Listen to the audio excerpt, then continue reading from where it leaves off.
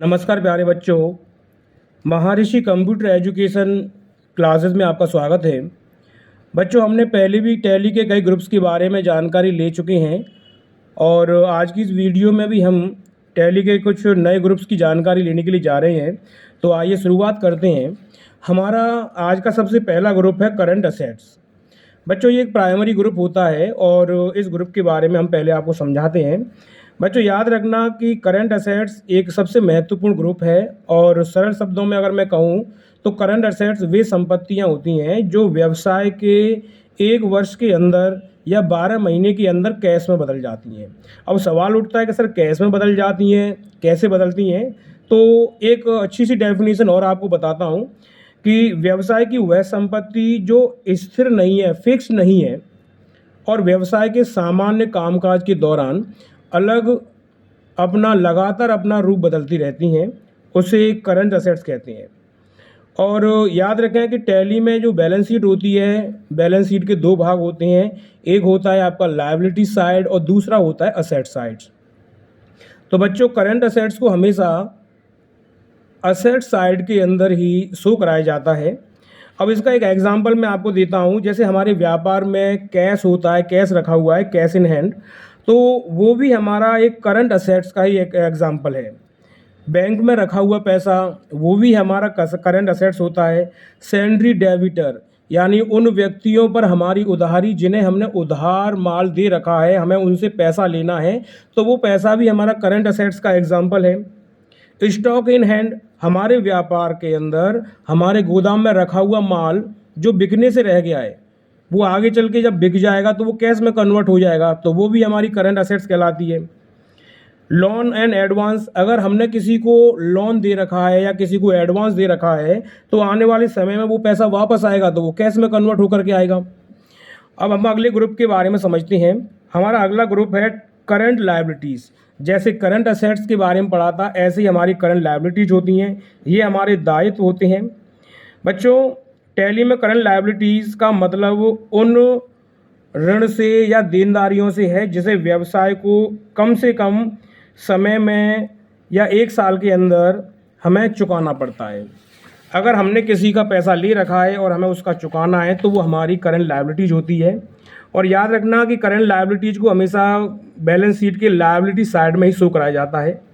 अच्छा तरीके से समझने के लिए मैं कुछ एग्जांपल लेता हूँ। जैसे कि सैलरी क्रेडिटर, वे सप्लायर या वे लोग जो हमें उधार माल देते हैं और हमें उधार माल देने के बाद हमारी लायबिलिटीज़ बन जाती है कि हम उनको पैसा वापस करें, तो वो हमारा जो पैसा वापस करेंगे वो हमारी करंट लायबिलिटीज़ कहलाएगी। ड्यूटीज़ एंड टैक्सेस, सरकार को टैक्स पे करना, ये भी हमारी लायबिलिटीज़ होती है।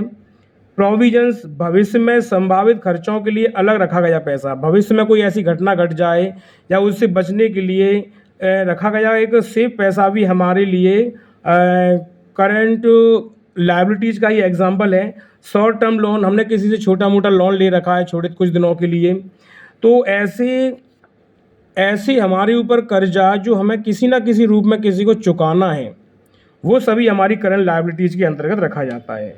यह हमारी बिजनेस की साख को बताता है कि हम समय समय पर उधार चुका पा रहे हैं या नहीं चुका पा रहे हैं।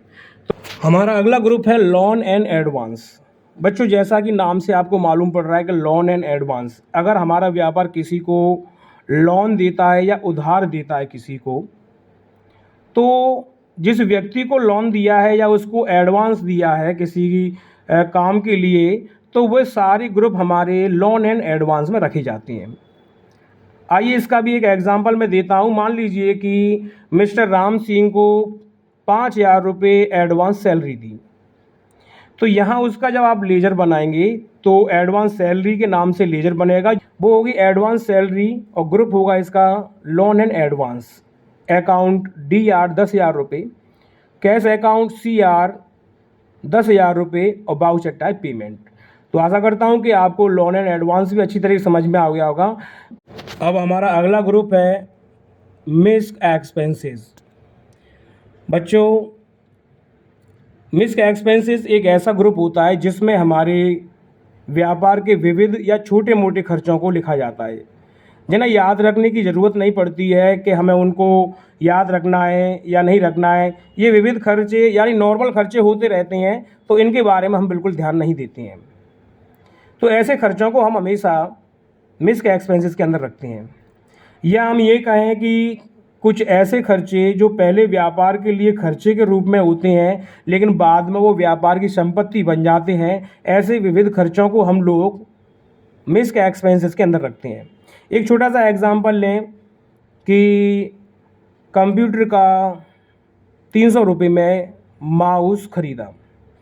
तो देखो ये यहाँ पर अगर थोड़ा सा गौर करें कि माउस हमारे लिए एक प्रकार से खर्चा हो रहा है, लेकिन बाद में वो हमारी संपत्ति का हिस्सा बन जाएगा, फिक्स एसेट का हिस्सा बन जाएगा। तो इस सौदे को जब पोस्ट करेंगे तो आप क्या लिखेंगे?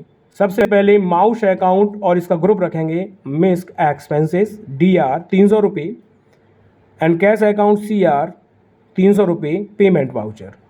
तो बस बच्चों याद रखना है कि मिस्क एक्सपेंसेस ग्रुप के अंदर आपको वे खर्चे रखने हैं जो नॉर्मली विविध रूप से होते रहते हैं, जिनके बारे में ज़्यादातर ध्यान नहीं दिया जाता और ना ही बाद में कोई हिसाब किताब ऐसा देखा जाता है। हमारा अगला ग्रुप है ब्रांच एंड डिवीज़न।